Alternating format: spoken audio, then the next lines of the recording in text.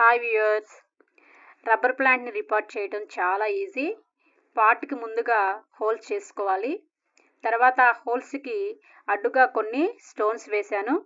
తర్వాత రీపాట్ చేయవలసిన ప్లాంట్ని ఆ పాత పాట్లో నుంచి జాగ్రత్తగా తీసి మీరు దేనిలో అయితే పెట్టాలి అనుకుంటున్నారో ఆ పాట్లో పెట్టాలి.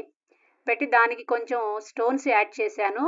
ఎందుకంటే రబ్బర్ ప్లాంట్కి పెద్దగా వాటర్ అవసరం లేదు. అందుకని నేను స్టోన్స్ యాడ్ చేసుకున్నాను. మీ స్టోన్స్కి బదులుగా పెర్లైట్ యాడ్ చేసుకోవచ్చు.